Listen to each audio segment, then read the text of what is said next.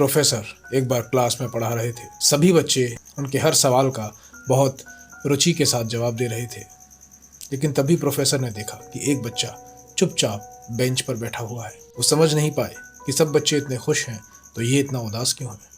पहले दिन उन्होंने इग्नोर किया, लेकिन लगातार 4-5 दिन यही होता रहा। वो बच्चा क्लास में गुमसुम चुपचाप बैठा रहता, प्रोफेसर के किसी सवाल का जवाब नहीं देता।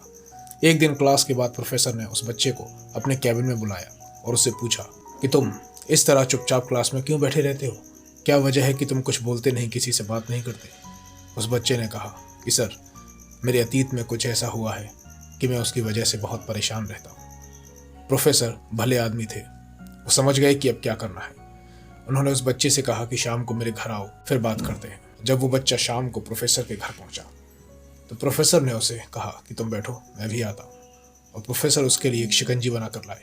जानबूझकर प्रोफेसर ने शिकंजी में नमक थोड़ा ज़्यादा डाल दिया। जब उस छात्र ने शिकंजी पी तो उसका मुंह अजीब सा बन गया। प्रोफेसर ने कहा, क्या हुआ, शिकंजी पसंद नहीं आई? उसने कहा, नहीं सर, बस नमक थोड़ा ज़्यादा है। प्रोफेसर ने कहा, तब तो ये शिकंजी बेकार हो गई, लाओ इसे फेंक देता हूँ। लेकिन उस छात्र ने कहा, नहीं सर, नमक ही तो ज़्यादा है, थोड़ी चीनी डाल लेते हैं, स्वाद बैलेंस हो जाएगा। प्रोफेसर ने कहा, अच्छा, तो इस बात को तुम भी समझ जाओ। छात्र की कुछ समझ नहीं आया। उसने कहा, कैसे? कि ये शिकंजी तुम्हारा जीवन है और वो नमक है तुम्हारे अतीत की यादें। जिस तरह शिकंजी से नमक को अलग नहीं कर सकते, उसी तरह अतीत की बुरी यादों को जीवन से छुड़ा नहीं सकते, लेकिन हम थोड़ी चीनी डालकर, यानी थोड़ी खुशियां लाकर उस स्वाद को बैलेंस कर सकते हैं। छात्र के बात समझ में आ गई।